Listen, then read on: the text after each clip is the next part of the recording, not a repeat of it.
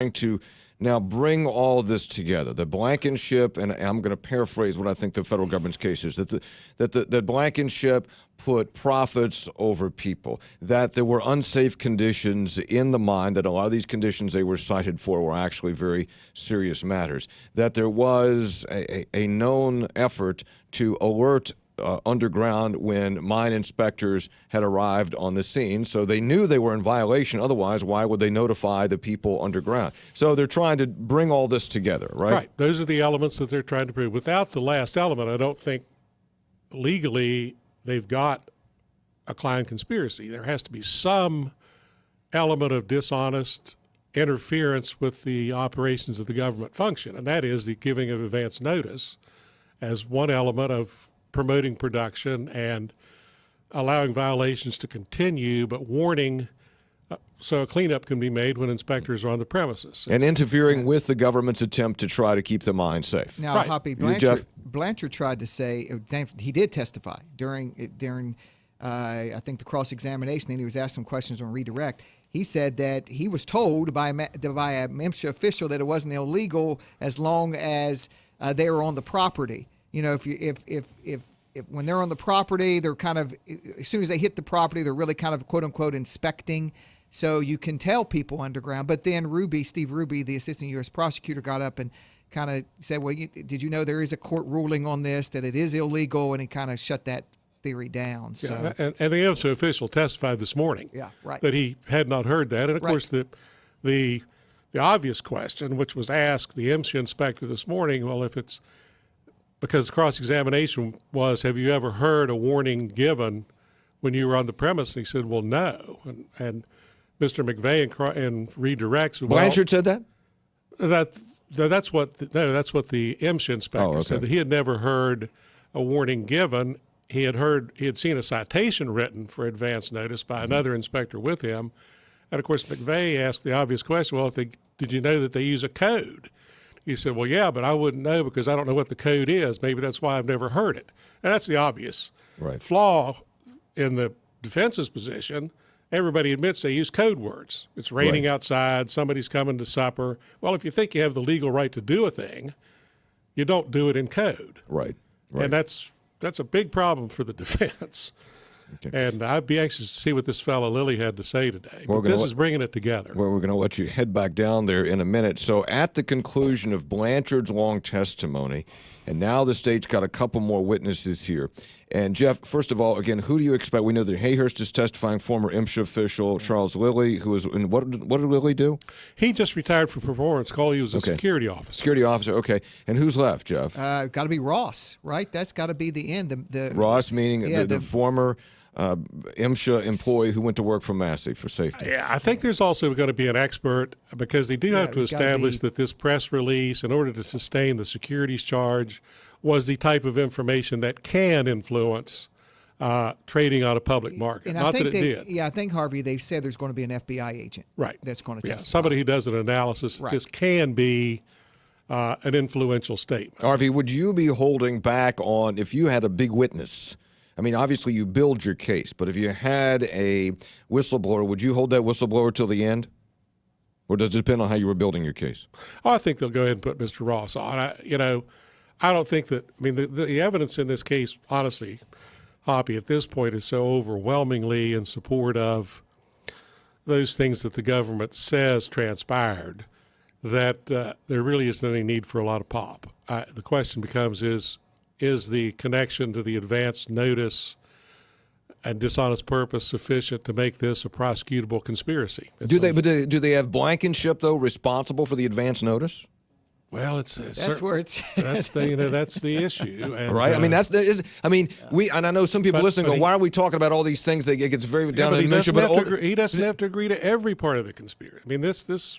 But have they linked? Have they successfully linked? You got unsafe conditions underground. You got production over people. You have over safety. You have the warning when the inspectors are on the scene. Do you have a link to Blankenship for those things, or do you just have enough that suggests none of this would have happened if Blankenship hadn't been in charge? Well, he's certainly linked directly to a number of those things, and if not to the advance notice, he doesn't have to be a party to every element of the conspiracy.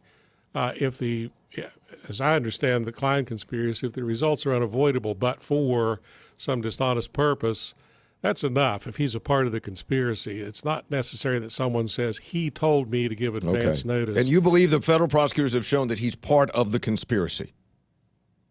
Well, yeah, but, again, you have to address, and I don't want to crawfish on you, but this is such an important case from the standpoint of a Klein conspiracy or a conspiracy to defraud. There's no question, based on the evidence that's in this case so far, that greed was a motivating factor, that impossible demands were made by Mr. Blankenship on his subordinates for production and for safety on paper, but that the constant expectation that they could exceed what was humanly possible and operate safely is just clearly established. And as a part of that, there were things done at the mine that were unlawful. Is the fact that a subordinate acquiesces in the face of directions from his superior an agreement that can support a conspiracy, that's illegal. In this case, ultimately will be decided by the United States Supreme Court in all probability. I got you. All right, Harvey Payton heading back down to the courthouse. Jeff Jenkins covering the trial along with Shawna Johnson. Thank you both. Thank you, Harvey. We appreciate it. So the prosecution, a couple more witnesses, more on the stand today. We'll be right back. Stay with us. This Saturday, the West Virginia Mountaineers return home for a matchup with the Texas Tech Red Raiders. Join the Metro News Game Day crew starting at 9 a.m. for the Jeep Golden Blue Countdown. Then at 10, it's the Sports Brunch, followed by Game Line at high noon. Post-game coverage begins at 3 with the Golden Blue Wrap-Up presented by the West Virginia Oil and Natural Gas Association, followed by the Point After. Don't miss game day coverage at its best here on Metro News, the voice of West Virginia.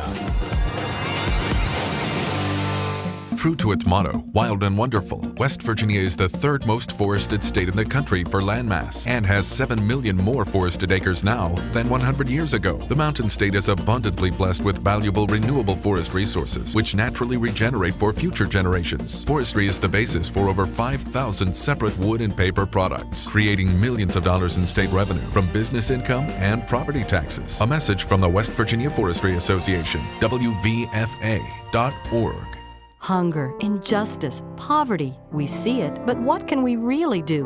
Where is the hope? The hope is in you, and Catholic Charities West Virginia can help you extend hope, grace, and mercy to the most vulnerable in our communities. They're calling all people of goodwill to serve our brothers and sisters mired in poverty, burdened with disease and injustice. Join with Catholic Charities West Virginia and change a world. Visit CatholicCharitiesWV.org because the hope is in you.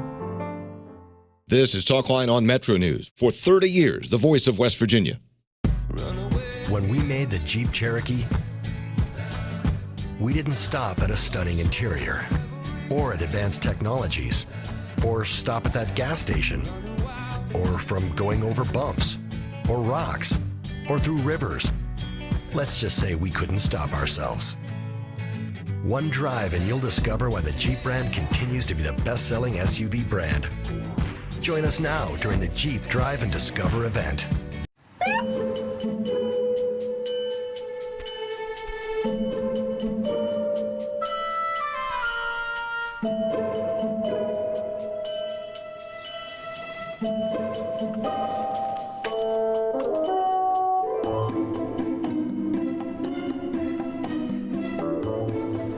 It's a lot easier when you have it on before you get pulled over. Click it or ticket.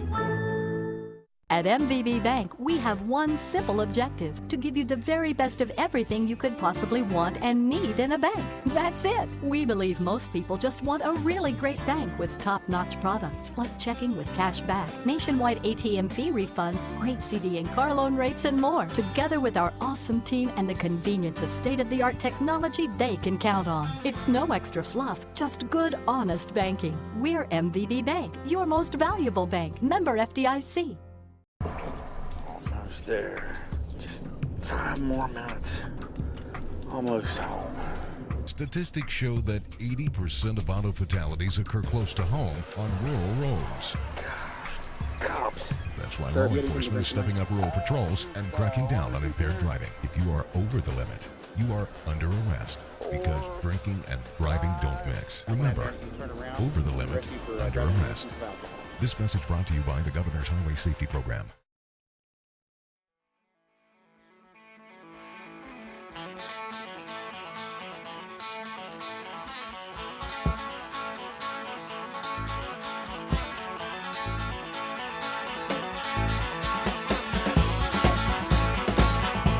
Talkline presented by MVB Bank, your most valuable bank member, FDIC. Back in the summer, you may remember this story.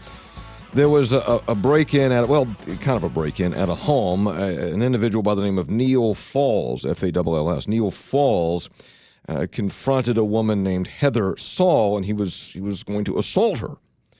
And Saul managed to get the gun away from him. He actually put the gun down, and Saul picked up the gun and shot Falls to death. But we heard some other things about this guy, Neil Falls, but more has come out about this individual, Neil Falls. And Taylor Eaton, a reporter for WSAZ Television in Charleston, Huntington, did a heck of a job with a two-part series about what happened and about this individual. She joins us on Metro News Talkline. Taylor, good morning. What did you learn about Neil Falls? You learned more about him. Who is he, and what's he suspected to have done before he was shot to death in West Virginia? Well, good morning, Hoppy. You know, we found out a lot and looked into Neil Falls' past, and what we found was really disturbing. Police released a lot of new information to us about who he was, and a lot of what we've gotten has been some Facebook posts from his former coworkers, and they really just kind of paint him as an odd character. A lot of them had said that he had some very odd tendencies. One post went on to say that he used to lure in deer, and that he would make them think that he was their friend, and then he would just brutally murder them. He would stab them to death, and he would almost slice their throat open. And another post had said that they joked about him being a serial killer, and that police were looking into him being a serial killer, and that they called that one 10 years ago. So a lot of these posts really just kind of give us a closer look of who this man was, and a lot of them even said that they weren't surprised that he ended up being shot and killed by a prostitute. So, you know, that was one thing that we found. Another odd thing that we found, we were able to exclusively obtain video of some of the weapons that police found in his car, and I can tell you that just seeing those in person, it really kind of brings. What did he have?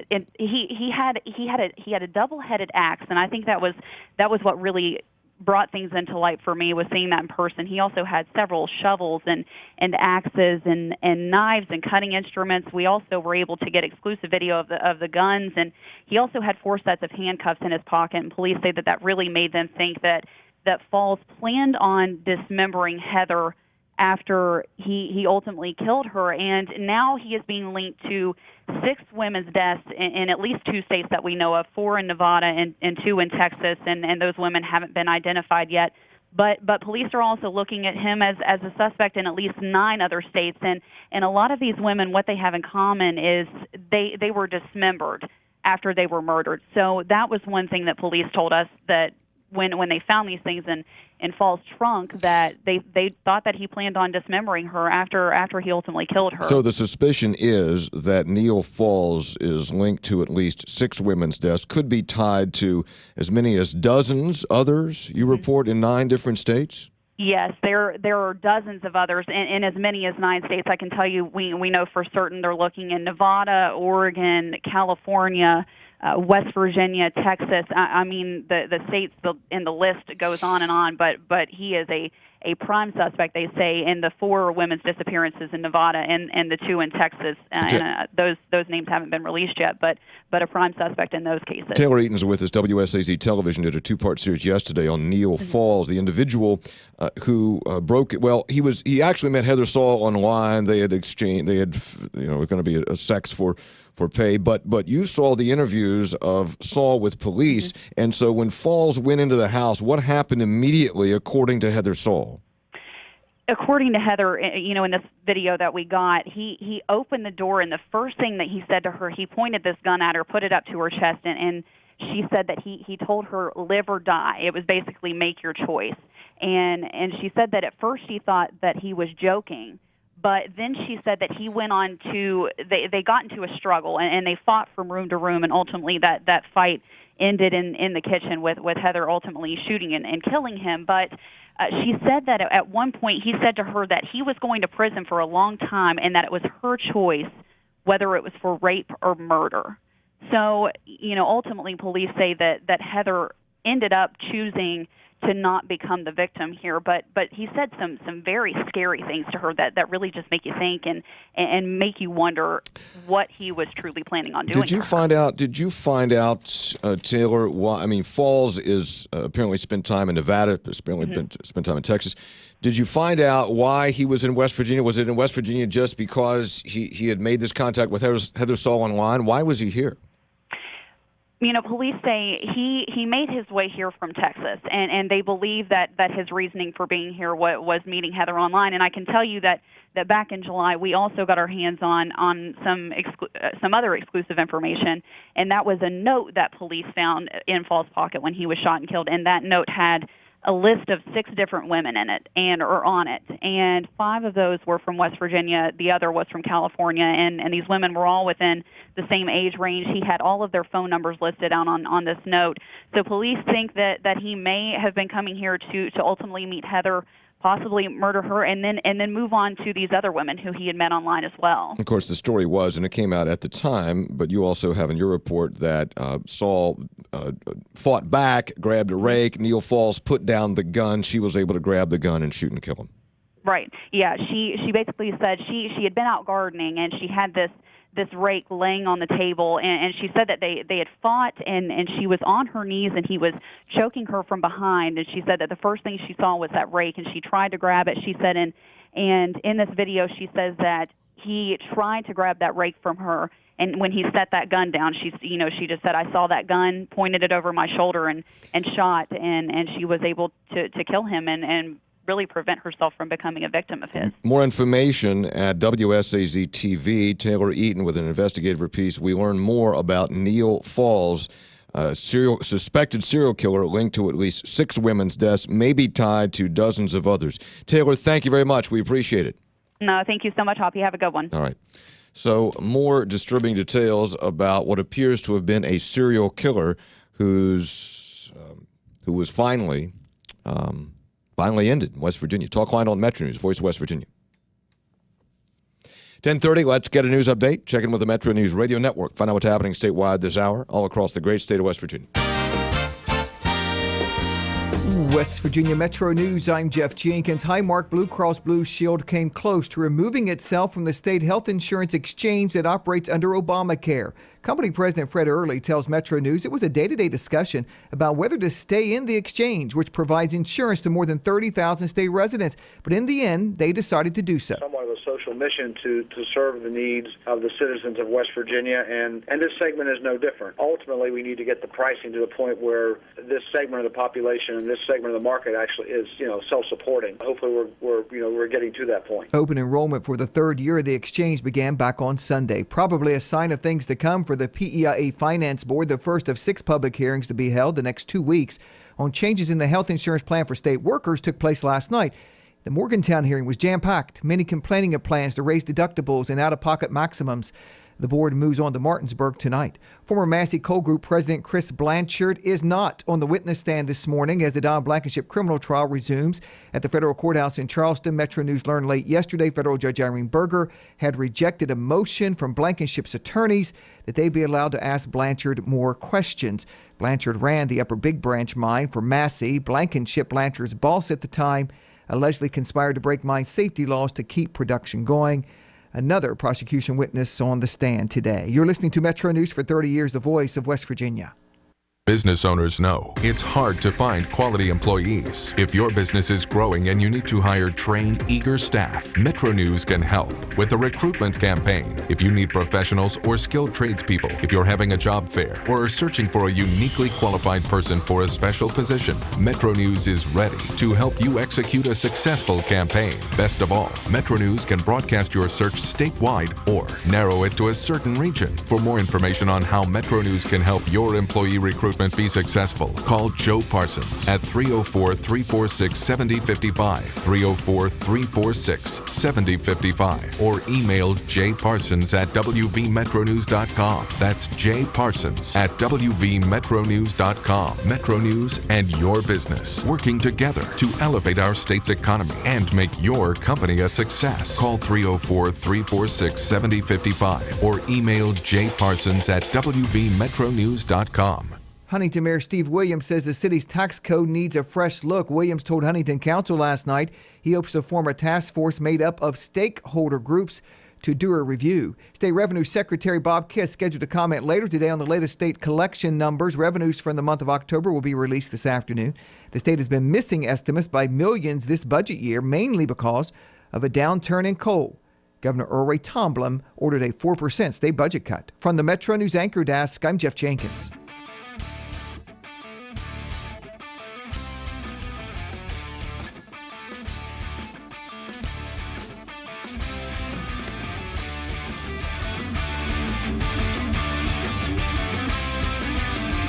Talkline presented by MVB Bank, your most valuable bank member, FDIC. So let's get this straight. West Virginia's been in transition for several years. The state government's been in transition for several years to a new computer system to modernize, update, etc. And part of that transition has been for the state, instead of to pay public employees, thousands of public employees, twice a month, to pay them instead every 2 weeks, which is really sort of normal business practice. But there's a problem. Is that as the state has switched over, at least the first wave of paying people every 2 weeks, there's a discrepancy as to the pay. And according to some believe that the way that Auditor Glenn Gaynor has done it has set up an untenable situation where since 26 times 14 does not come up to 365, there's an extra day, that the extra day, employees will be paid for it twice.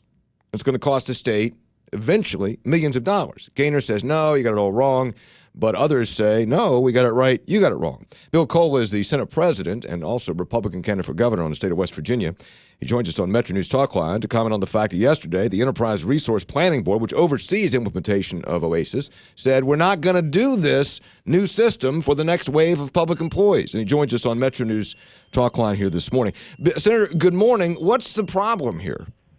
Hoppy, good morning. And by the way, did you get inducted into the West Virginia Broadcasters Hall of Fame on Saturday? I did. We missed you at the ceremony. We wondered where you were to pay your respects. I missed my invitation, but I still would like to say congratulations to you. Well, thank you very much. It was a good class, a lot of good broadcasters in West Virginia, but thank you. I appreciate that. So what's the deal? Well, at some point in time, I think it's okay to walk it back. I think Glenn ought to just say, "Hey, look, we made a mistake and go on." There's nothing wrong with making a mistake. I think what's wrong is when you try and defend it. At this point in time, it's $5 or $6 million a year out of the taxpayer's pocket, and we just got a $250 million revenue shortfall announced. So we don't exactly have an extra $5 million laying around to take care of this one. So, not only that, it's at this point in time, we think it to be illegal to pay this way. I mean, not just wrong, but just flat illegal. And the lawsuits and complaints are lining up too if we go forward with the implementation. So I'm real happy that they put off wave 2. I think it was the appropriate thing to do. Wave 1 we need to fix, and we either do it with a decimal point with our $125 million investment in a computer, or we go back to semi-monthly. But neither one is going to cost all these millions of dollars that everybody says it is. It's ludicrous. Well, but the auditor says one, I don't believe we did anything wrong, and two, he says I believe we're being asked to chase pennies with dollars. That will cost taxpayers. So he says no. If you do change the decimal point, it's more complicated than that. It'll cost a lot of money. Hoppy's on an island, and it's an island of about one. In my opinion, I mean, everybody else is lining up and saying, and I'm from the private sector. I've never ever heard somebody say, depending on how I'm going to pay them, if they agreed to go to work for an amount of money a year, now I got to get that extra day, or leap year. My goodness, there's 2 extra days in the leap year, so it's just not the way it's done in the real world. So I don't understand what all the hand wringing's about. I mean, we need to get on with it. I think we're going down the right road, and I think we'll get a fix to it now. Senator Bill Cole is with us, also Republican gubernatorial candidate. So in the meantime, are we going to have 2 different systems to pay state workers? Well, I think we leave them. We pay the way we've been paying and just get it fixed in the new system. But, the OASIS, and in fairness to OASIS, it is a difficult task. But it's going to bring state government together. We're going to get on one system and have a whole lot more visibility as to what goes on allegedly when it gets done. But my goodness, Hoppy, we're 6 years into what looks to be an 8-year implementation plan now, and we're $125 million and counting. And I don't know of a computer system, not a piece of hardware or software, that's not obsolete in the first 3 or 4 years, and we're going to take 8 years to plug this one in. So we'll see. Would you, as you say, you come from the private sector, you have employees, you have payrolls, and I don't know how you pay, but if you pay every 2 weeks, wouldn't you just do the math so that you're a X number of days employees, and you do the division, and that's what each pay period is? I mean, what am I missing here? Well, that's the whole. You got it. That's the crux of it. You're not missing anything. You do the math, and at the end of the year, a W-2 is going to read $40,000. If that was the agreed upon salary, that's what it's going to read. And I just don't understand all the hand wringing about we're cheating people out of that 365th or 366th day. Just again, to me it defies logic. So the way forward is that there's not going to be a second wave of state employees who are paid on this every 2-week basis. They'll continue to be paid bi-monthly, and then the order is for and who has authority here? So does the board that oversees the Enterprise Resource Planning Board, do they order the auditor then to fix what's wrong or to move the decimal point or whatever they have to do? Well, I would think that would be the next way. I mean, I imagine legislatively, if we have to weigh in, we can. But I think they're on the way to a fix, and I think that's indicated yesterday by the delay of implementation of Wave 2. Got it. But listen, let's just go back to semi-monthly or force our big, fancy computer system to operate to the right side of the decimal point. Bill Cole, Republican Senator, Senate President, Mercer County, also Republican candidate for governor. Senator, thanks for coming on. It's my pleasure. All right, we'll appreciate it. When we come back, Chris Steyerwalt, Fox News Digital Politics Editor. Have you ever wondered just who are the Friends of Coal? Well, there are 50,000 West Virginia families who support the state's coal industry, and they look a lot like you. Honest, hardworking, good neighbors who want a future for themselves and their state. They're coal miners, housewives, school teachers, mechanics, doctors, college professors, pizza delivery guys, your friends. The Friends of Coal know and understand the importance of the coal industry to our state's economy. They know about the 60,000 jobs the coal industry creates in our state. They know about the $25 billion the industry pumps into our economy. And they know that without coal, our state would face an economic catastrophe. Come to think of it, that sounds like most West Virginians. Let Congress know you are a proud West Virginian, and you are a friend of coal. Coal is West Virginia. Wait, this can't be right. If you bank with MVB, they pay you to use your debit card? Who approved this? That's right. With MVB's Checking with Cash Back, we pay you to use your debit card. What's more, we give you 2% cash back on purchases when qualifications are met. Open an account online today at mvbbanking.com or visit one of our convenient local branches. MVB, your financial life made easy. Member FDIC. A study from England shows that men spend more time each day looking at themselves than women. Well, believe that study or not, the point is we all want to look our best all the time. Well, the same holds true for businesses. We judge businesses, in fact, by their look. At Pikewood Creative, we produce videos and commercials that make businesses look their very best. And you know what? It improves their business. They get more customers and clients. If you'd like your business to look better, then check us out at pikewoodcreative.com. You're listening to Talkline on Metro News. For 30 years, the voice of West Virginia. When we made the Jeep Cherokee, we didn't stop at a stunning interior or at advanced technologies or stop at that gas station or from going over bumps or rocks or through rivers. Let's just say we couldn't stop ourselves. One drive and you'll discover why the Jeep brand continues to be the best-selling SUV brand. Join us now during the Jeep Drive and Discover event.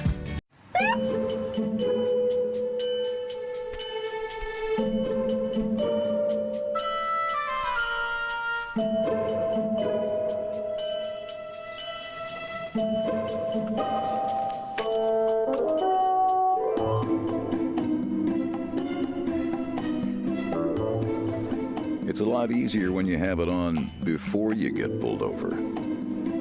Click it or ticket.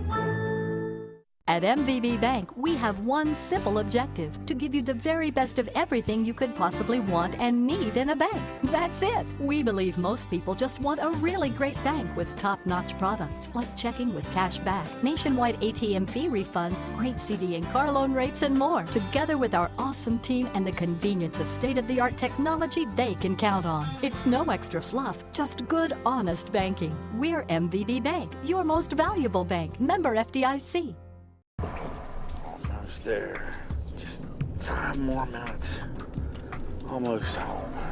Statistics show that 80% of auto fatalities occur close to home on rural roads. Cops. That's why law enforcement is stepping up rural patrols and cracking down on impaired driving. If you are over the limit, you are under arrest because drinking and driving don't mix. Remember, over the limit, under arrest. This message brought to you by the Governor's Highway Safety Program.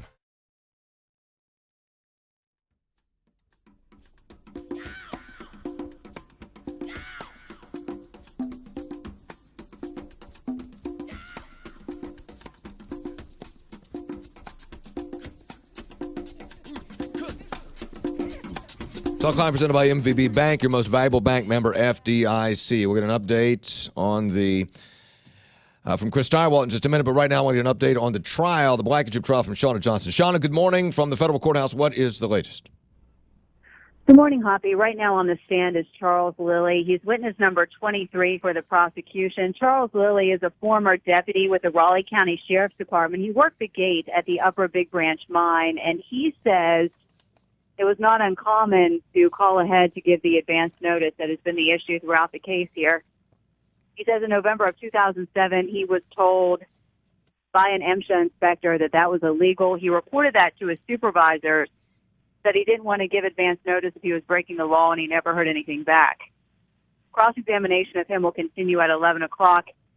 Witness number 24, the next witness to be called to the stand, Bill Ross, the former MSHA official who went to work for Massey and wrote that memo that has come up multiple times in this trial dealing with safety practices at Massey Energy. So that'll be the one to watch. Witness number 24 coming up later, Bill Ross. Yeah, Bill Ross, absolutely, because he's the former MSHA guy, went to work for Massey, and there was a memo where he reportedly said, if you keep doing business like this, we're going to pay for it. It's going to be the bad results. So that will be it's an 8-page memo. The memo that Blankenship said it would be awful if there was a lawsuit and this made it into discovery. Exactly. So we'll have more on that later today at WVMetroNews.com. Thank you, Shauna. Shauna Johnson at the federal courthouse in Charleston. Please welcome the digital politics editor for Fox News, Chris Tyrewalt. Good morning, Chris.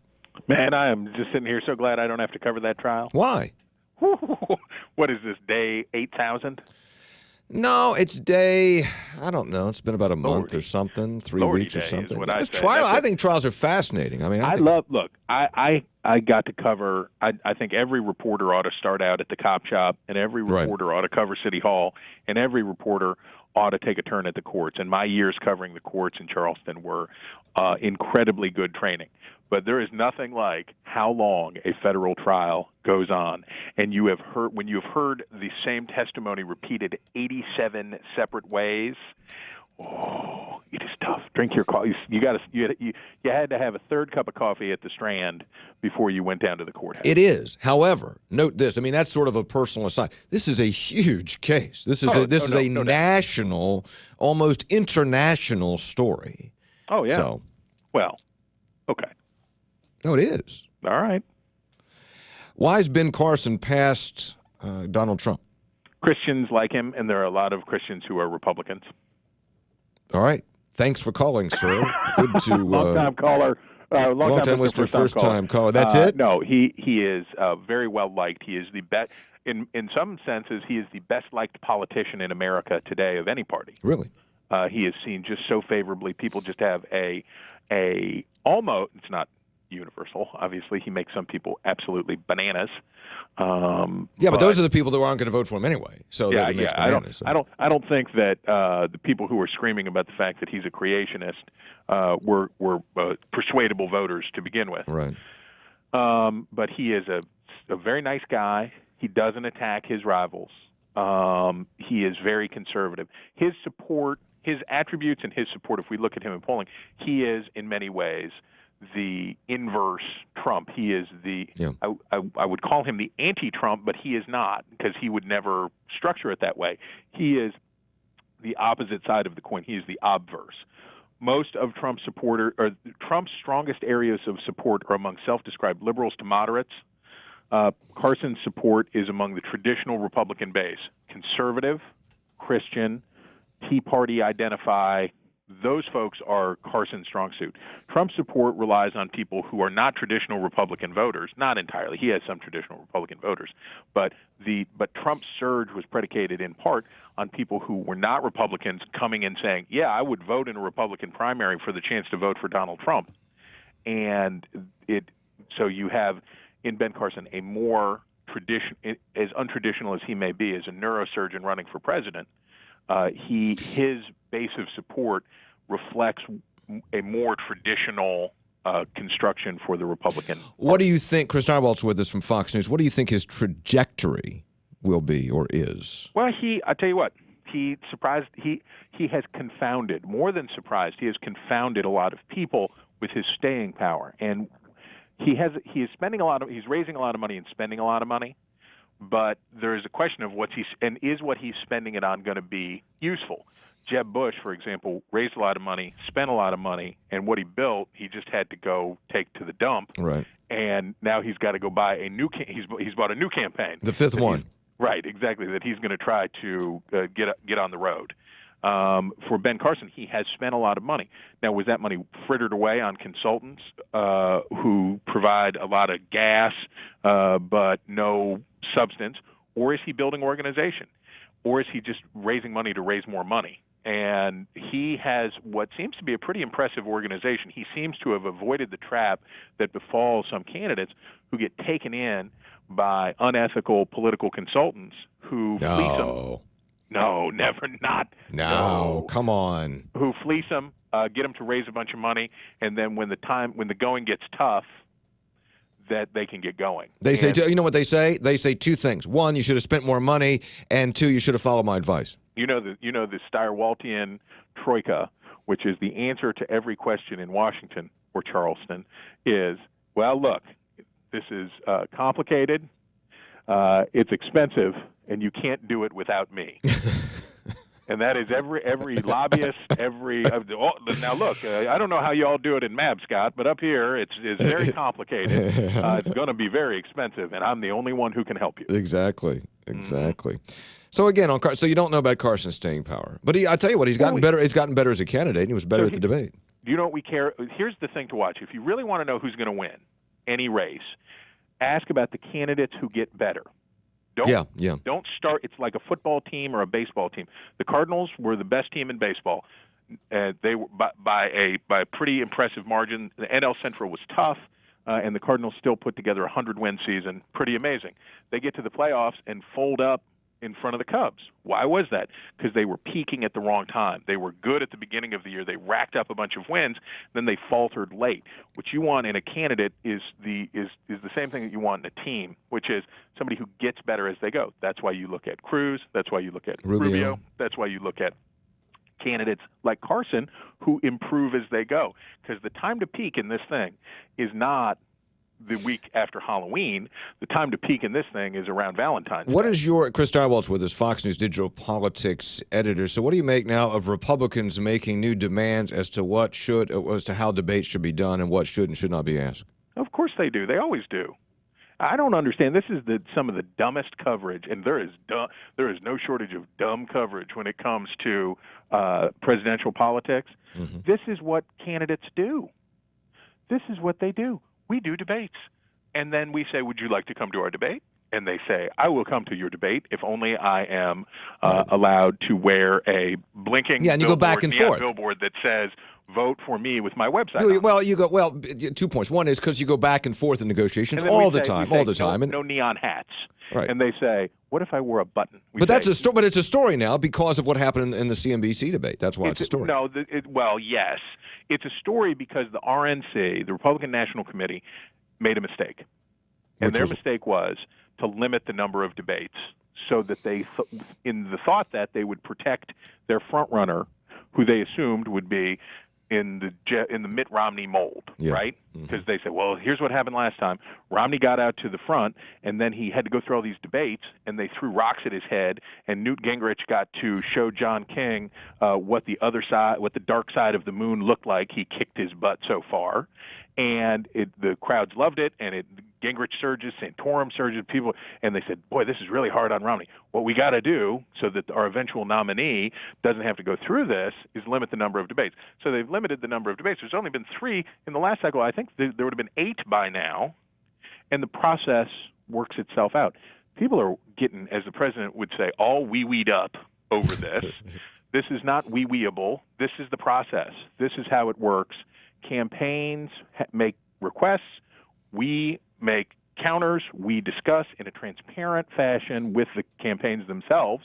Look, this is what we're going to do. Do you want to come to the debate? Well, I'll only come if X. And we say, what about Y? And we get there. And it works. And we do the best debates. And the voters and the public are served because we ask good questions. And people get to see these guys and gals handle themselves under the pressure. All right. It's just, I cannot tell you how frustrating it is in Washington, this coverage, which is just people covering themselves, and there's nothing the political press likes more than covering itself. And you just want to say, shut up already. Chris Direwolf, Fox News digital politics editor. Thank you, sir. Yeah, always a pleasure. We'll be back. Thursday nights on Metro News, it's Mountain East Conference football. This Thursday, the Shepherd University Rams visit the Fairmont State University Fighting Falcons. And Metro News brings you all the action. Join Travis Jones and Rasheed Marshall for the call of the game starting at 7. Don't miss Division II football at its best as the Falcons take on the Rams on Mountain East Conference Thursday night football from Metro News and WVMetroNews.com. Trading in your business fleet or personal vehicle for a new one? Donate your used vehicle to Good News Mountaineer Garage and get the best tax deduction possible and the satisfaction of knowing your donation changed the life of someone in need. Good News Mountaineer Garage repairs donated vehicles and provides them to qualified West Virginia families, giving them access to employment, safe, affordable housing, health care, and other vital necessities, and putting them on the road to economic independence. Call 1-866-GIVE-CAR today for Good News Mountaineer Garage. 866-GIVE-CAR. The Jeep Celebration event at Northside in Summersville is underway. There's never been a better selection. Over 200 Jeeps available. The 2015s leaving quick. The 2016s arriving faster. It is a great opportunity for you to save big. Get a 2015 Jeep Patriot Latitude 4x4 with Bluetooth and remote start and save over $4,400. It was $26,980. Now just $22,490. Head down to Northside Chrysler Jeep Dodge Ram Truck on Route 19 in Summersville or visit us at northsidewv.com. Don't delay. Buy a Jeep today. This is Talkline on Metro News. For 30 years, the voice of West Virginia. When we made the Jeep Cherokee, we didn't stop at a stunning interior, or at advanced technologies, or stop at that gas station, or from going over bumps, or rocks, or through rivers. Let's just say we couldn't stop ourselves. One drive and you'll discover why the Jeep brand continues to be the best-selling SUV brand. Join us now during the Jeep Drive and Discover event.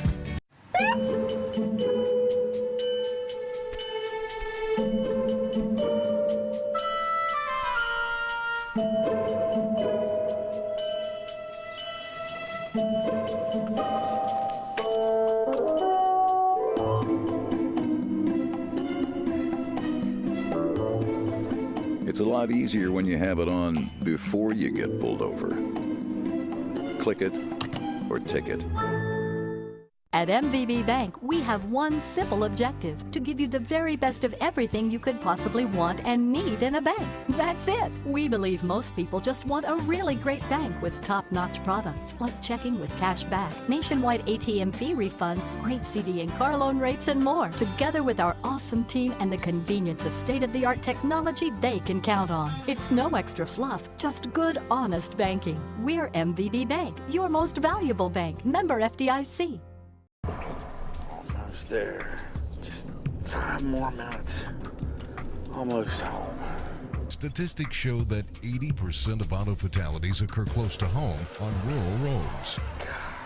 Cops. That's why law enforcement is stepping up rural patrols and cracking down on impaired driving. If you are over the limit, you are under arrest because drinking and driving don't mix. Remember, over the limit, under arrest. This message brought to you by the Governor's Highway Safety Program.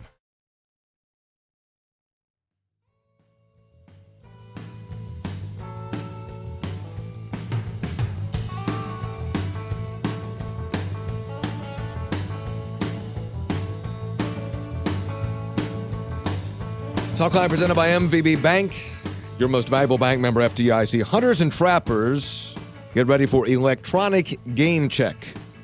Visit wvhunt.com, your local DNR office or a licensed agent to get your DNR ID number. You need your DNR ID number. Then when you're ready to check that big buck, doe, or other game, you can do it by phone or computer or stop by a licensed agent. For more information, visit wvhunt.com. wvhunt.com. I've been hearing Chris Lawrence talk about that on his Outdoors Today program and also on Saturday morning. So your electronic game check system. That's a good idea. wvhunt.com. Okay, got a break for the top of the hour. When we come back, Rex Repass of Repass Research on the Trump phenomenon, which is fading a little bit, but still, how did he get where he is?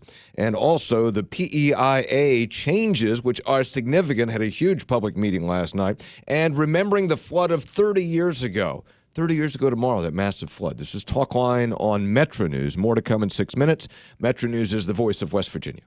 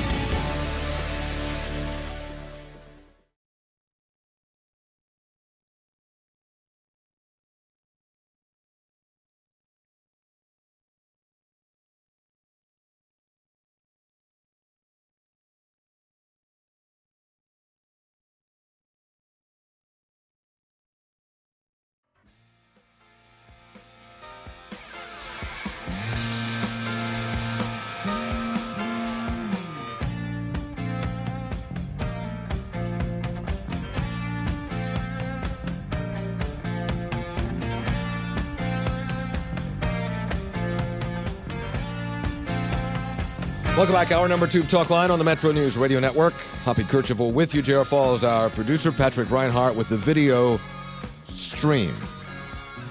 Phone number 1-800-765-8255. Email talkline at wvmetronews.com. Tweet me at Hoppy Kercheval. Text me 304-TALK-304. Later this hour, the PEIA changes. And boy, they had a big public meeting about this last night in Morgantown. And also, it's the 30th anniversary, kind of a very dark anniversary, of the huge flood in north central West Virginia. We'll get to that a little bit later on. Plus, phone calls as well. Now, a lot of folks have tried to explain the Donald Trump success. Granted, Carson, according to the Wall Street Journal poll, has now passed Trump, but Trump's still, it's still 1 and 2, really. And again, people try to explain what's going on here with the Donald Trump candidacy. Lynn Vavreck is a pretty well-known author and who studies campaigns and elections and public opinion, and she has written about this in the New York Times. And she says, essentially, that what's happened is that the divide in the public has always been there about views concerning the country. The divide exists, has existed for some time. It's just that Trump has successfully tapped into that divide. Now, let's explore that theory with Rex Repass of Repass Research, also author of the Metro News West Virginia poll. He joins us on Metro News Talkline. Rex, good to talk to you. How are you? Doing very well, Hoppy. Thank you. Thanks for coming on. So is that what Vavreck is saying, that there are these fault lines that exist for a variety of reasons, and Trump has, whether he intentionally or unintentionally, tapped into that? Well, I think she's right on the perception and attitudes that the public has, particularly the Republican primary voters. There's this clearly a desire for the past, things really the country working differently, and a feeling that the country is broken. And that the Republican primary voter, that certainly taps into their attitudes, and I think Trump understands that. I mean, he is communicating to that base who are extremely frustrated. The question is, what is his ceiling? Can he rise above the 30 or 35% that he tends to get in both the national and the statewide polls? Well, I'll get back to that in a second, but let's start with this theme that Trump has that appeals to folks, make America great again. And you say, and Vavreck says, it appeals to nostalgia, patriotism, and traditionalism. But those things have always been there, haven't they? They have. There's no question that in any election cycle, there is that attitudinally that group of people who think about the past, and they also believe that the country has seen its better days. So that emotion plays a big part in why people make decisions about everything, including political candidates. And Trump has been able to tap into that emotive drive that people have with the frustration and the desire for a better time. And clearly people see the country is moving, or Republican primary voters at least, see the country moving in the wrong direction. Yeah. But is there, so now we'll get to the ceiling part, because is there a ceiling in that kind of support? Well, that's an argument that the UCLA professor makes, that there is a ceiling, and I think that's a reasonable conclusion. And you certainly have to recognize that she has studied this not only in this cycle, but extensively in the 2012 cycle and prior to that. But I believe there is that potential for a ceiling. And why is that? She argues that that people who are risk takers, interestingly, are likely to back off Trump. And those who don't feel they have control over their own destiny will be those who will be more likely to support Trump. So I think there's the potential for people who are more forward-thinking, think that they get frustrated with Trump's sort of bombastic nature and his can he really govern.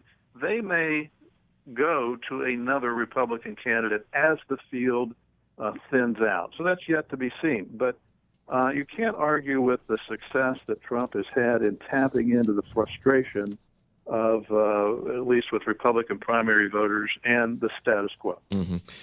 I wonder, though, that what if the frustration is so great because you look at the approval rating for Congress, you look at people think the government's broken, people think, I mean, that's not a small group anymore. I mean, it's not as though everything is so good that people say, well, there's just only a disgruntled few. I mean, a lot of people have great dissatisfaction with government, with institutions, with, quote unquote, the way things are. So doesn't that in and of itself suggest that the ceiling may be higher than Vavrick is suggesting?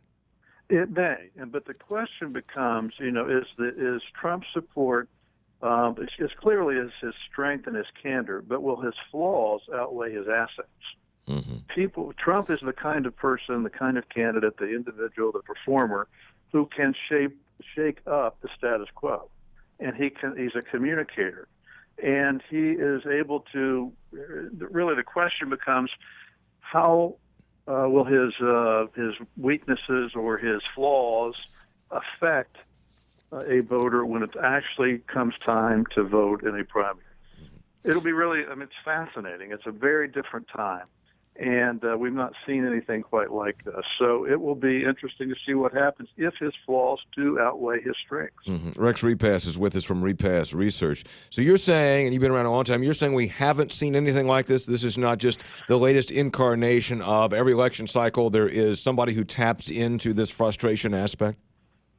Well, every election cycle there is the tapping into the frustration aspect, but there's not been a person who has never been elected to public office run at this level, really early in a presidential campaign. You saw some of it in 2012 with Herman Cain. You've seen it before, but not to this level. Interestingly, one of Reagan's speechwriters has started to compare Trump to Reagan.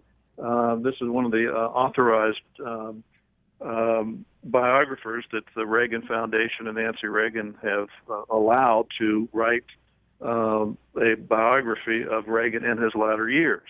He compares, in some ways, Trump to Reagan, because those of us who remember back to the late 70s and early 80s, there's a lot of negatives about Ronald Reagan, the actor, the person who was not an intellectual heavyweight, according to his critics. So there is some comparison of Trump to Reagan today. One of the key differences there, I think, would be the times, and particularly social media. I read a piece a couple of weeks ago that said that Trump is, and everybody has tried to take advantage, obviously, of social media, but Trump may be the first guy to really capitalize on the benefits of social media, especially through Twitter. I mean, he's very much a soundbite guy. He uses Twitter all the time. He has an unbelievable number of followers, and the press, which is always anxious. I mean, it's amazing to see how the press has responded to this, Rex, because initially it's like, oh, okay, Trump's in the race, and they really weren't going to pay attention to it because they were still covering it like you covered a race 2 years ago or 4 years ago. But now it's, okay, Trump said this. Wow, that's interesting. Let's see what others say about what he said. It's just like a constant news cycle that Trump that Trump generates. He has been an unbelievable communicator using social media, and also all of the morning, the talk shows, the call. Every time he calls into, whether it's Morning Joe or it's one of the other morning shows, his call is taken, and it's very entertaining television. So he is, if you're a political junkie like many of us are, it's very entertaining. So he clearly knows how to work social media. He knows how to work earned media, working the talk shows. And I think traditional political pundits have a difficult time explaining his rise, and certainly have over the last 100 days. Yeah. Rex Repass is with us from Repass Research. Before I let you go, you, of course, are based in Cincinnati, Ohio. So how is Ohio going to vote on marijuana? Well, we shall find out. Was that all you got? I mean, didn't you? What do you mean? I'm asking you. You're there. I would not be surprised if it passes. Really? And we shall see. But this is even though it's historically been at least parts of the state are very conservative, it's a very interesting state, as everyone knows. A swing state that has a large libertarian bent to it. and I would not be surprised if it passes. Yeah, but we had Mark Newsom yesterday from WMNI in Columbus, Ohio, and of course others who followed the story know that there's also this blowback, even by some pro-marijuana folks, because this is corporate pot, corporate marijuana. 10 large investors say, we want to legalize pot and we want to control the business. So it's been a weird dynamic over there. It is a weird dynamic, but it also means that there's money behind the Get Out the Vote effort for support of the amendment. Okay. Rex Repass with Repass Research. Rex, thanks for coming on. It's good to talk to you as always. Thank you very much, Hoppy. A pleasure. All right, man. Rex Repass with Repass Research, also the Metro News West Virginia poll. Now, big public meeting last night and more. I think there's one tonight in Martinsburg. We'll get details on that. Yeah, it is in Martinsburg tonight. On the changes to the Public Employee Insurance Agency. Yes, they're controversial because it changes your deductibles. It changes your out-of-pocket. And for retirees, it changes the premium. Ted Cheatham of PEIA joins us next. At MVB Bank, we try to pique your interest. So listen up. With our most valuable checking with interest account, you'll earn high interest on your transactions with no monthly fees and nationwide ATM refunds when qualifications are met. With our MVB app and mobile deposit, that's just the beginning. MVB most valuable checking with interest. Now that's highly interesting. Open an account online today at mvbbanking.com or visit one of our convenient local branches. MVB, your financial life made easy. Member FDIC. Imagine a scale and you're trying to balance it. Too much on one side and it sinks, just like our state's economy. When jobs are centered on one or two industries, the balance is off. Our economy sinks and good-paying jobs disappear. West Virginia needs a variety of industries, including fossil fuels, small business, and high-tech jobs to bring balance. The High Technology Foundation works to bring those high-tech jobs here. Ask your legislator if they're helping the High Technology Foundation bring balance to our economy. From the West Virginia High Technology Foundation. This Saturday, the West Virginia Mountaineers return home for a matchup with the Texas Tech Red Raiders. Join the Metro News Game Day crew starting at 9 a.m. for the Jeep Golden Blue Countdown. Then at 10, it's the Sports Brunch, followed by Game Line at high noon. Post-game coverage begins at 3 with the Golden Blue Wrap-Up presented by the West Virginia Oil and Natural Gas Association, followed by the Point After. Don't miss game day coverage at its best here on Metro News, the voice of West Virginia. You're listening to Talkline on Metro News. For 30 years, the voice of West Virginia. When we made the Jeep Cherokee, we didn't stop at a stunning interior, or at advanced technologies, or stop at that gas station, or from going over bumps, or rocks, or through rivers. Let's just say we couldn't stop ourselves. One drive and you'll discover why the Jeep brand continues to be the best-selling SUV brand. Join us now during the Jeep Drive and Discover event.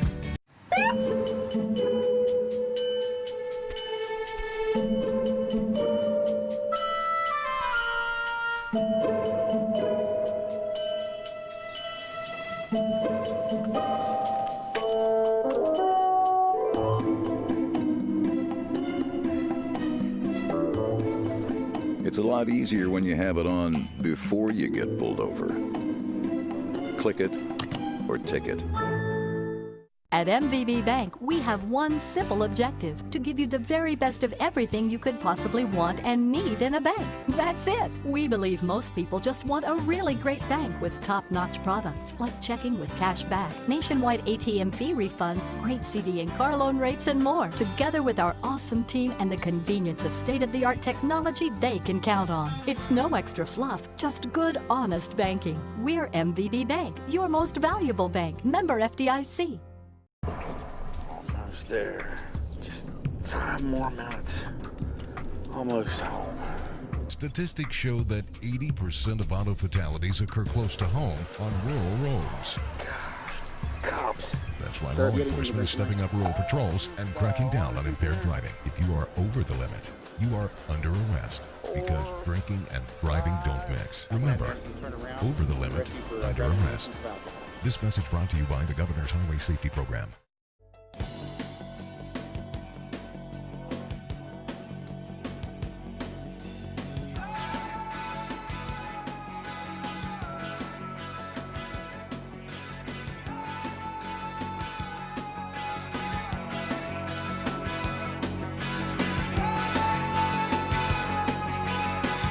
Talkline on Metro News, presented by MVB Bank, your most valuable bank, member FDIC. Coming up in just a few minutes, we'll talk about the anniversary of that huge flood. It was 30 years ago, that flood in central and north central West Virginia. So the Public Employee Insurance Agency Finance Board has proposed a plan to fill a $120 million hole, benefits hole.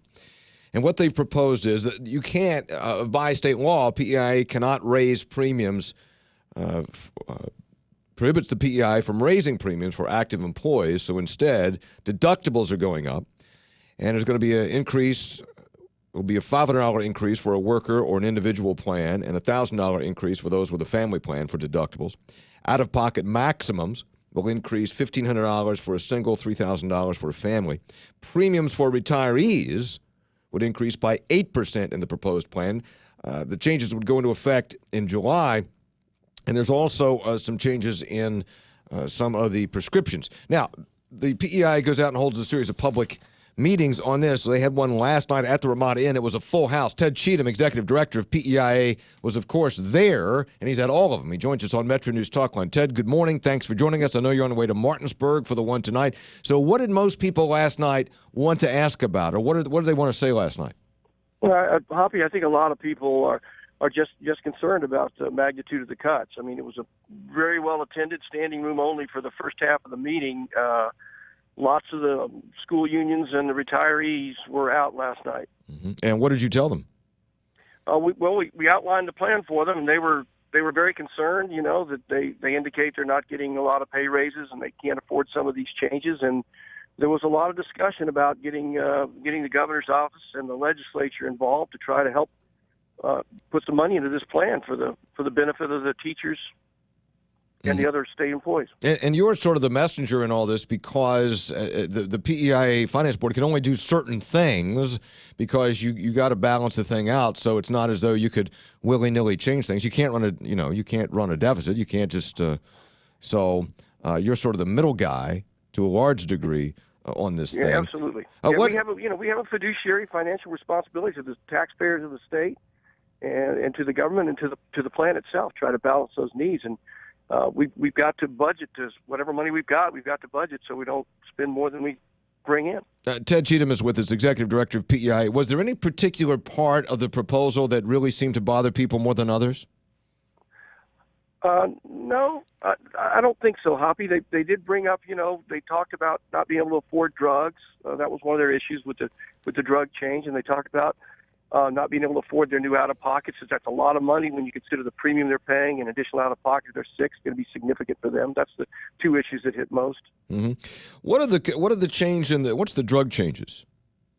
The biggest drug change, we're raising the deductibles and we're raising the out-of-pockets slightly on the drug programs. But the biggest significant drug change is we're taking the preferred brand tier. Today it's $25, and we're moving that to 30% co-insurance, which means, of course, the state will pay 70% of the cost of the drug, and the member will pay 30% of the cost of drug. And that's significant, Abby, if you consider the average cost of a brand drug is probably somewhere between $100 to $300, and some are even more. But that's a lot of money out of pocket. Mm-hmm. Did somebody, and I would imagine then that there were certain individuals who talked to you last night or said, wait a minute, I use drug X and this is the drug that works for me. It's the preferred drug, but now it's going to cost me Y. Absolutely. Yeah. Absolutely. What do you say to them? And a lot of people also, Hoppy, say that they don't have the ability to take a generic, that they've tried generics and they don't work, they make them sick, they're allergic. That is an issue for people. And I've asked everybody at the hearing last night, please get with your physician, know this is coming and plan ahead. We've got 6-8 months to plan ahead. Mm-hmm. So is there, and Ted, you're going to have a series of meetings. You had one last night. You got one tonight in Martinsburg at the Holiday Inn. You got another one Monday, November 9th in Wheeling, and then I'll give the rest here in just a little bit. So clearly you're taking input and testimony. Will the plans change? We have asked all the members to give us responses on the total family income issue, which we've talked about, and on what they want to do about a mandatory open enrollment. The cuts need to be so significant, Hoppy. We haven't given people a lot of choices as we did last year to this plan. It's no longer the case of $2 million here or $3 million there. there really needs to be a significant impact on a major change to get these where they are. So we really haven't asked. We've just proposed and listening to comment. Why is the hole as big as it is, $120 million? Well, Hoppy, as you know, we haven't gotten any additional revenue from the state for 4 or 5 years. We haven't gotten any additional revenue. And as a result of that, we've been spending down the reserve we've accumulated over the years. I mean, PEI has been performing very well. We've been performing almost better than national trends almost every year. So we've been performing well. It's just it costs, medical trends are going up 5 to 6% a year, and we've been spending that reserve down. Last year, we forecast to lose $40 million, which we came close to losing. And then we need another $60 million this year. There's the $100 million. But we had a little bit more losses last year, some bad stock returns last year, this year. So that changes the estimate. But all said and done, it's about $120 million this year. And in the future, we'll look for needing anywhere from $50 to $70 million every year from here on out with no additional revenues coming in. And the only way that you could offset that would be if the state picked up more of the tab? That's true, or reduced benefits, which is what we're doing this year. Yeah. And what's the state putting in now annually? Is it like $400 million or something? Yeah, the budget says it's a little over $400 million and that's general revenue, Hoppy. You forget there's special revenue coming in the door. There's also non-state employers contributing money. So our total plan with their retirees and actives, we're spending over $900 million, just under $1 billion a year is what we're spending at PEIA. Wow. And about 80% of that on the actives, 80% on the actives is coming from employers, and about 30% of that is coming from retirees. Is there anything else that can be done? I know that PEIA is trying to put more emphasis on preventive care and, people trying to keep their, improve their health. I mean, is that working, A, or B? Is there anything else on that front that can be done? Yeah, so there's a couple things that can be done. We're hoping the wellness initiatives are going to play out. Some studies show they'll play out in the long run. It's difficult to measure in the very short term, but anybody that can identify the disease early and start working on it will have a better quality of life, which is a good thing. The other thing that we're doing, Hoppy, is we're reaching out. We're putting a lot of contracts out to bid to try to get a better deal. So our pharmacy contract, those requests for proposal were in last week. We're evaluating those now. So that may cause a vendor change or a savings to the plan. We're looking at a specialty drug program to take advantage of some of the pharma deals that are out there. That's to be on the street next week. Our bid for our third-party administrator, which pays our claims, will go out to bid in 2017. So it's scheduled to go out. So we're looking at all of our contracts. We're looking at our physician contracts. We're lowering our physician rates, as you know, over the next 3 years, and we're also looking at network deals to see if we can get anything better on the outside. Yeah. Ted Cheatham, Executive Director of PEIA. Ted and company will be in Martinsburg tonight at the Holiday Inn, Foxcroft Ballroom on Foxcross Avenue in Martinsburg tonight for a public hearing on PEIA and the changes. Ted, I know it's a busy schedule. I appreciate you coming on today. Thanks for having me, Hoppy. Appreciate all you do for us. All right, thanks a lot. So, folks not happy. Folks not happy, and you understand that, but it's only a certain amount you can do. This is Talkline on Metro News, the voice of West Virginia. 11:30, let's get a news update. Check in with the Metro News Radio Network. Find out what's happening statewide this hour all across the great state of West Virginia. West Virginia Metro News, I'm Chris Lawrence. Testimonies resumed this morning in the trial of former Massey Energy CEO Don Blankenship. Federal prosecutors have called MSHA Inspector Harold Hayhurst to the stand, who has testified he does not recall having a conversation with officials who ran the Upper Big Branch mine about giving advance warning underground that inspectors were there being okay. His first new witness in the case in more than a week after testimony from former Massey Group President Chris Blanchard stretched out more than a week. The only health insurance company in the state on the health insurance exchange almost was not there this year. Highmark Blue Cross Blue Shield President Fred Early says it was a day-to-day conversation with the State Insurance Commission on whether the company was going to continue offering coverage in the exchange under the Affordable Care Act. He says it's been difficult to hit the numbers during the first 2 years. Plus, the federal government has not done its part. The funding of some of those factors has not come through, and that's caused some very, very big concerns on our part, but and even a strong consideration of whether or not we could stay in this market. But Highmark is staying in, raising premium rates by 24%. Early says it's part of the company's social mission to offer health care as part of the exchange. For the first time, there's competition here. CareSource will be an option for residents in 15 counties. I'm Jeff Jenkins, WVMetroNews.com. A Harrison County woman admits to federal drug crimes. 21-year-old Miranda Swiger of Stonewood was arrested with heroin in January in Taylor County. She pleaded guilty to possession with intent to distribute. You're listening to Metro News. For 30 years, the voice of West Virginia. West Virginians love the outdoors. Whether it's hunting the big buck, fishing for that elusive trout, or just enjoying our wild, wonderful state. Keep up with what's happening in news of the outdoors with Chris Lawrence and Metro News. On the Outdoors page at WVMetroNews.com, you'll find podcasts of Ram Truck's West Virginia Outdoors, the Ram Trophy Room, the Trout Stocking Report, and Chris's West Virginia Outdoor Journal. For coverage of the great outdoors, depend on Chris Lawrence and Metro News, the voice of West Virginia.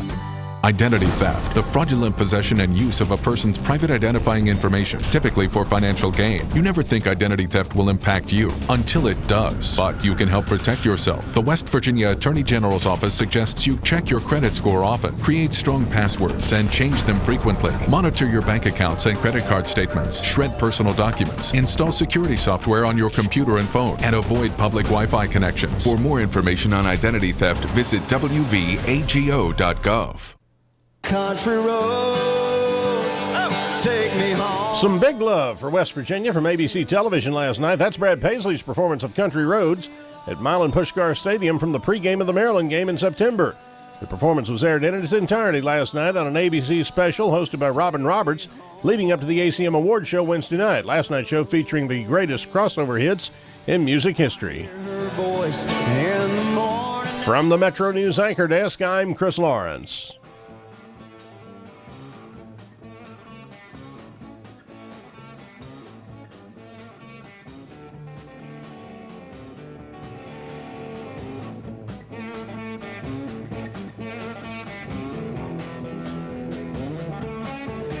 Welcome back, Talkline on Metro News. It was 30 years ago when it started to rain in western North Carolina and in a system that was in western North Carolina and moved up through Virginia and southern West Virginia and it moved up into north central West Virginia. And 30 years ago, the rainfall rates were between 3 and 6 inches in 12 hours over the headwaters of the Potomac, the Greenbrier, the Little Canal rivers. The same rainfall rates affected an even larger percentage for the Cheat, the Tigard Valley, the West Fork River basins, and all over the Potomac Highlands, that region. And flooding began, the worst flooding seen in West Virginia in a long, long time. And by the time the waters receded, 47 people were killed in the flood of 1985. Pendleton and Grant counties had the most fatalities.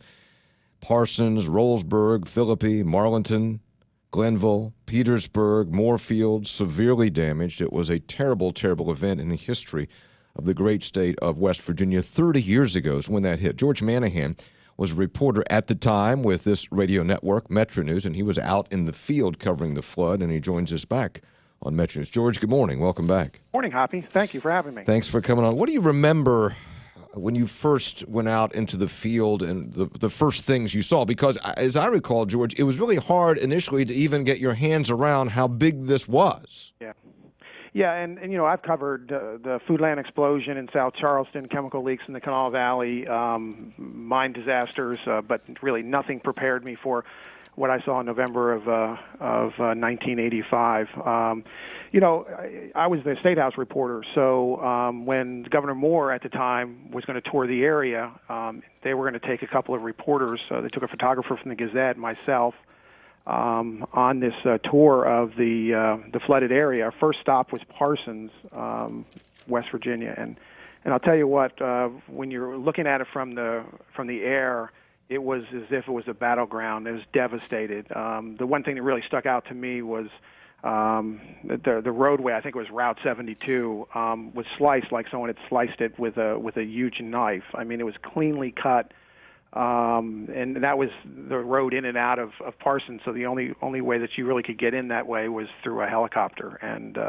And we put down, there's obviously mud everywhere. There was cars upside down. There were buildings off their foundations. I mean, it looked like a war zone. Yeah. And again, you thought, I remember you were getting reports like, it's bad in Parsons, it's bad in outside of Clarksburg, and I-79 it was hot water over I-79. And then somebody popped in the newsroom and they said, you ought to check out Rollsburg. And I was just overwhelmed. I didn't know, we'll get to it later. And Rollsburg was devastated by the Cheat River. So. Yeah, I mean, if you start looking at the communities that were devastated, Moorfield, Petersburg, Philippi, Albright, Marlinton, Parsons, I mean, that's a whole region. And you sit there and say 3 to 5 inches in a 24-hour period. I just actually came back from Austin, Texas, and they had 15 inches in a 24-hour period. But they're flat land, and it's a little different. They had massive flooding, too. But you start adding the cumulative effect of 3 to 5 inches on all of these streams and rivers.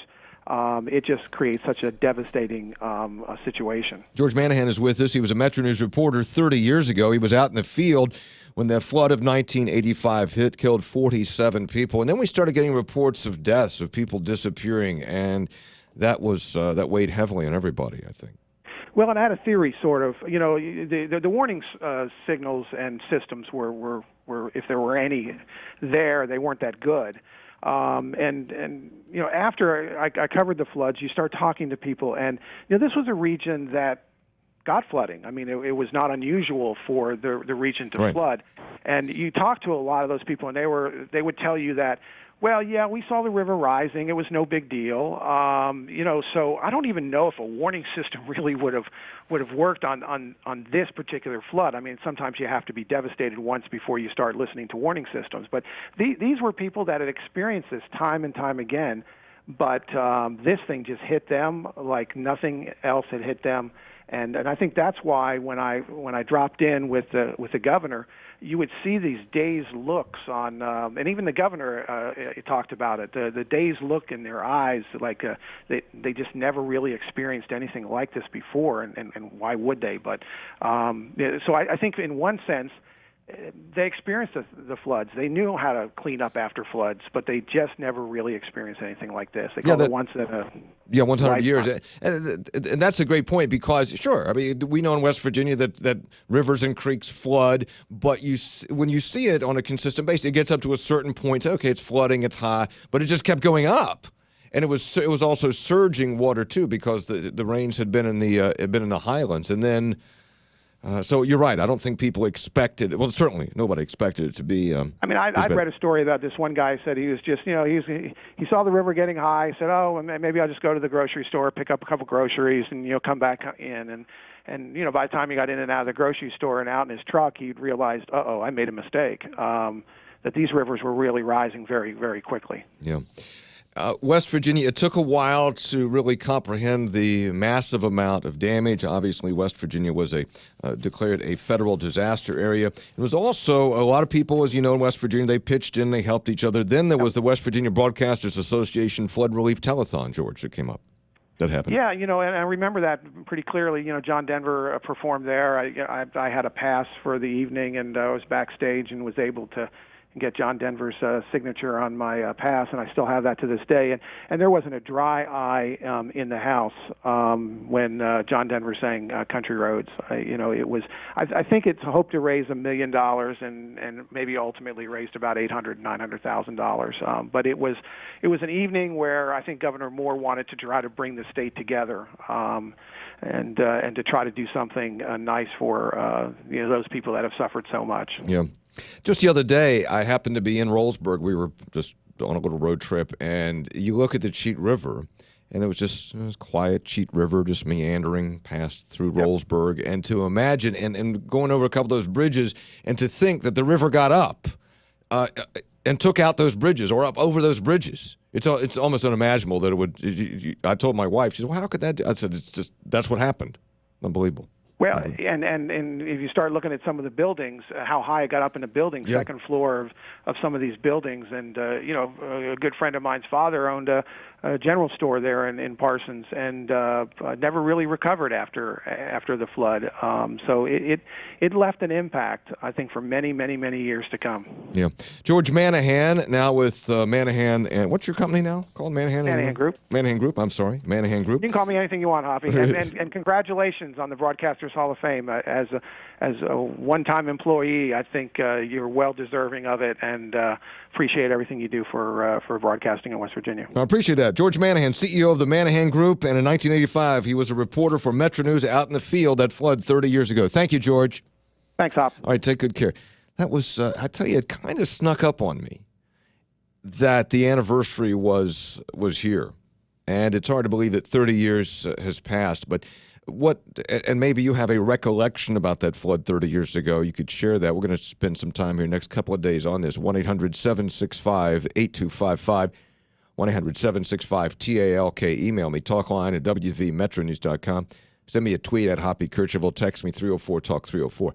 The first thing that happens in the newsroom when these kinds of stories break is you start to follow one thing and then another, and then it becomes evident when it's as big as it was 30 years ago that you can't get your hands around the scope of what happened.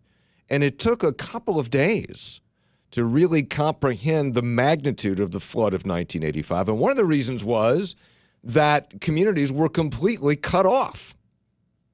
When they're cut off, you can't get in. No power, phone service down, whatever that, and pre-cell phone, and you don't know, and word just starts to filter out. And I just remember distinctly that somebody had come in and somehow they'd gotten to Rollsburg, and they said, "You should check out Rollsburg," and I kind of dismissed them and said, "We've got terrible flooding elsewhere." Well, it was terrible in Rollsburg, but you didn't know. So it took a couple of days for it to become, and I'd forgotten. I'm glad George brought that up. I forgot that the West Virginia Broadcasters Association did the flood relief telethon, and John Denver was Kathy Mattea there too?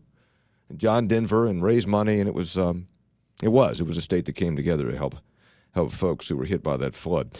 1-800-765-8255. Email talkline at wvmetronews.com. Tweet me at Hoppy Kercheval. Text me 304-TALK-304. We'll be right back. Thursday nights on Metro News, it's Mountain East Conference football. This Thursday, the Shepherd University Rams visit the Fairmont State University Fighting Falcons. And Metro News brings you all the action. Join Travis Jones and Rasheed Marshall for the call of the game starting at 7. Don't miss Division II football at its best as the Falcons take on the Rams. On Mountain East Conference Thursday night football from Metro News at wvmetronews.com. As a cyclist, we make choices. We choose which motorcycle manufacturer to buy from. We choose what type of motorcycle we ride. We even choose where and when to ride. We also choose to ride straight, alcohol and drug-free. Alcohol is involved in 50% of motorcycle fatalities in West Virginia. That's 1 in 2 drivers who die each year. Don't become a statistic. Ride straight, alcohol and drug-free. Presented by the West Virginia Department of Transportation, Governor's Highway Safety and Motorcycle Safety and Awareness Program. You hear a lot of talk around the legislature about a so-called right-to-work law. What's it mean? Who's behind it? It's out-of-state corporate CEOs who want more unnecessary regulations. That does nothing to create jobs. It just gets the government deeper into our private lives and business relationships. If you like the EPA, you'll love right-to-work. Tell your legislator right to work is wrong for West Virginia. Paid for by the working men and women of the West Virginia AFL-CIO. This is Talkline on Metro News. For 30 years, the voice of West Virginia. When we made the Jeep Cherokee, we didn't stop at a stunning interior, or at advanced technologies, or stop at that gas station, or from going over bumps, or rocks, or through rivers. Let's just say we couldn't stop ourselves. One drive and you'll discover why the Jeep brand continues to be the best-selling SUV brand. Join us now during the Jeep Drive and Discover event.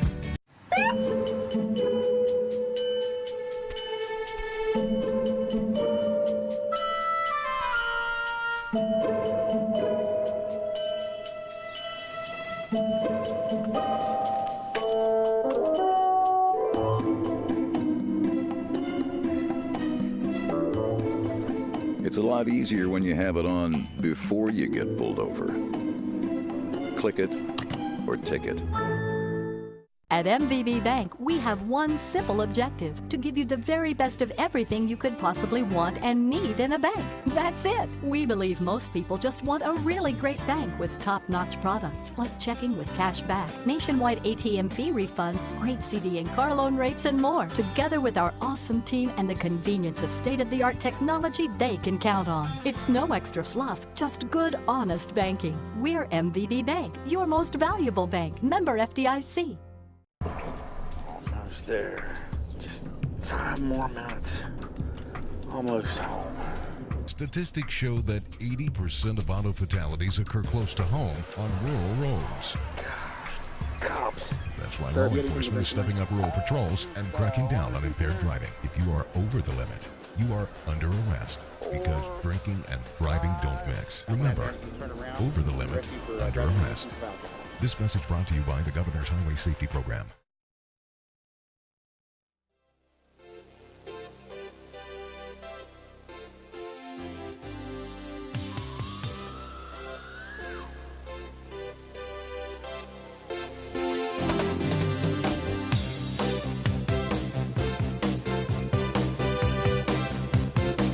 Talkline on Metro News. Talkline presented by MVB Bank, your most valuable bank, member FDIC.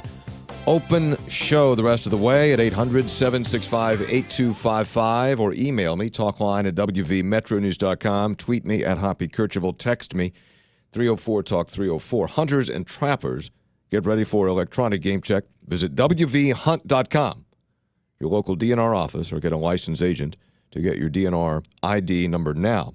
Then when you get ready to check your buck, your doe, other game, you can do it by phone or computer or stop by a licensed agent. For more information, visit wvhunt.com, wvhunt.com. Text, Hoppy, insurance is going up and public unions want to throw a fit, but they're the ones that push to get these politicians elected that caused the increases. My deductible and out-of-pocket has gone up 3 times that much, and my employer is paying more. Also, a couple of points about this. One is that no one likes it when their insurance costs go up. We get that. And PEIA has spent down its reserves to try to keep premiums down, to try to keep deductibles down, to try to keep out-of-pocket down. And they've done that. Well, now the reserves are gone. And so you can do one of two things. Well, yes, individuals try to get costs under control by being healthier, et cetera, et cetera. But in the big scheme of things, you do one of two things, and that is you put more money into the system from the employer, the state, or the employee. Those are really the only options, unless you can somehow curtail costs even more. And that's another part of this whole equation, because did you see the story that Jeff Jenkins reported? Members of this, no, that's not it. Where is it? Highmark Blue Cross Blue Shield almost pulled out of the state's health insurance exchange after 2 years. Company President Fred Early told Metro News Monday following the startup of a new open enrollment period. Quote, "It was pretty much day to day, working with the Insurance Commission on getting the rates moving forward to where we felt they needed to be, or closer to where they needed to be, was a big determination," said Early. So, and you've seen the national stories too. And I'm not throwing Obamacare under the bus, but what I am saying is there were several projections from the healthcare law. One is more people would have insurance. That is true. A lot of them are on Medicaid, have just been simply moved over to the Medicaid rolls. And the people who've gone into the exchanges, initially, a lot of companies went into the exchange market, and now a lot of them are getting out of the exchange market, or they're gone bankrupt because it's not a good model. It's not working for them because they're not getting enough money in premiums to pay for the cost. Now, Blue Cross Blue Shield, Highmark Blue Cross Blue Shield, is a public nonprofit company. It's not a for-profit company, okay? And so they're the only company in the West Virginia exchange right now. The only one is Highmark Blue Cross Blue Shield. But still, they have to bring in enough in premiums to cover the costs of providing the health care for the individuals. But they can't, they also do not have, because they're in an exchange, they have to meet certain requirements, so they can't just automatically raise the premiums to whatever they need to be to cover the cost. They got to work through the insurance commission. And Fred Early did credit the insurance commission. He said, I also give credit to the insurance commission for working with us to be able to stay in the market. So that tells you that the other part of this, which the healthcare law is designed to do, hold down healthcare costs, really isn't working. If it were, why would these costs continue to go up? Why would companies be dropping out of the exchanges or going bankrupt? Why would companies be thinking of getting out of the exchanges? It's because it turns out it's not such a great deal. And especially when they have to meet all these requirements to be in the exchange. Well, I need to raise premiums to cover the cost. Well, so that part isn't exactly working right. But back to the PEIA issue, and I do understand. I get angry emails from folks. I understand the frustration by public employees. Haven't had a pay raise. The outlook for a pay raise for next year, not real good. The state's already got a 4%, has cut the budget for the last 3 years. So the outlook, and you got the coal severance taxes off, revenues continue to be off. So the outlook for a pay raise for public employees in 2016, not real good. At the same time, their insurance costs are going up. So folks are unhappy. I get that, but that's about what it is right now. There really is not the kind of money available, as you heard Ted say. The total cost of PEIA for everything is about $1 billion. That is a really, really big number for a state this small. So these rate changes for PEIA, these changes in deductibles and out-of-pocket, that's going to happen. And it's going to continue to happen until costs get under control, until health improves, or the state somehow finds a bunch of money to put in there. And right now, I don't see it. All right, we'll take a break. We'll be back. 1-800-765-8255. Email talkline at wvmetronews.com. Send me a tweet at Hoppy Kercheval. Email Hoppy, what's the problem with being paid every 2 weeks?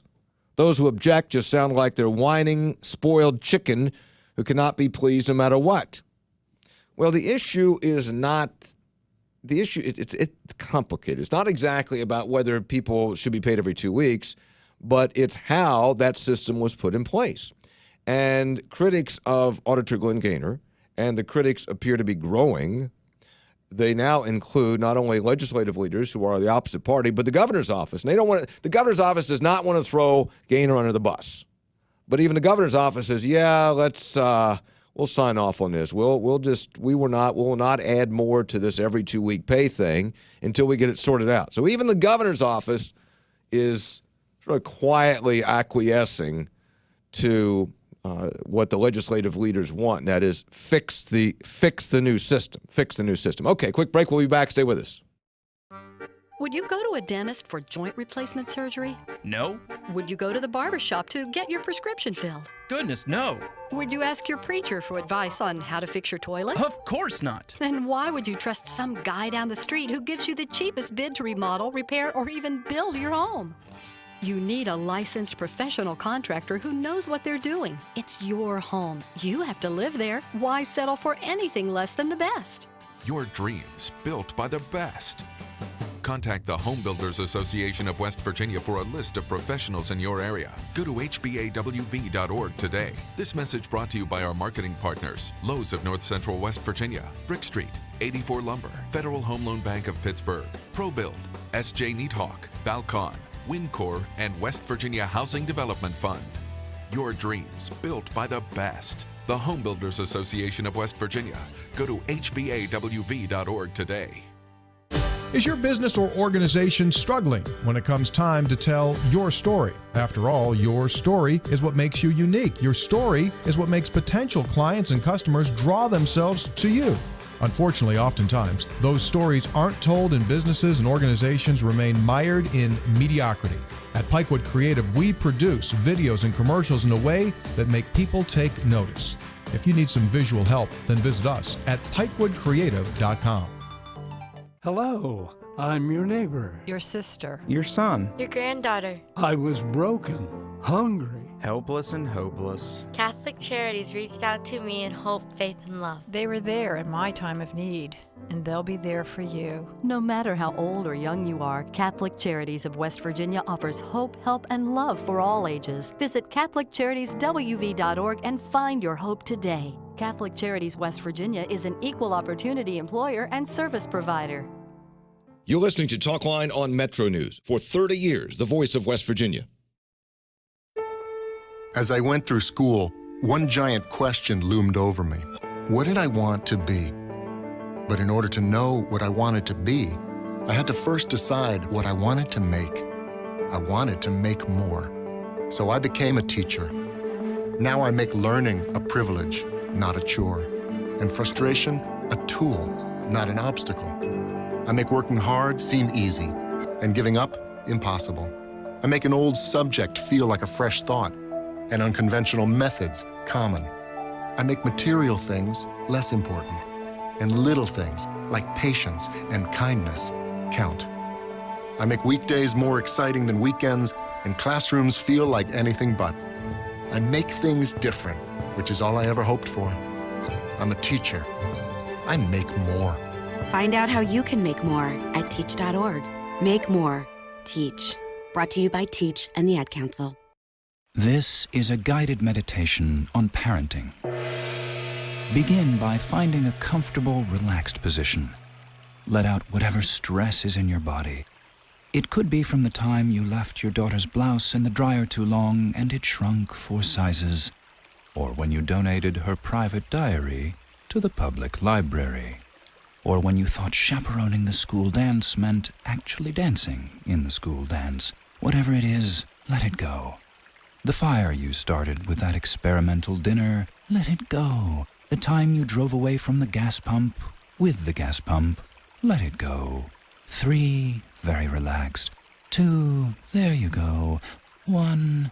You don't have to be perfect to be a perfect parent. There are thousands of teens in foster care who don't need perfection. They need you. For more information on how you can adopt, visit adoptuskids.org. A public service announcement from the U.S. Department of Health and Human Services, Adopt U.S. Kids, and the Ad Council.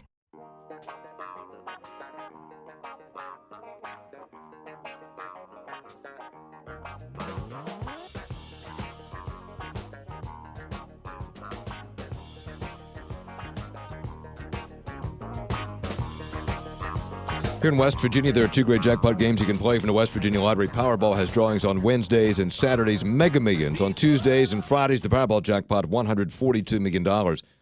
Mega Millions jackpot, $144 million. Please play responsibly. Email from Ron Hoppy. I was a supervisor, says Ron, for Domino's Pizza. I went to the Weston store to check on it. The water rose quickly. We were trapped in the shopping plaza all night.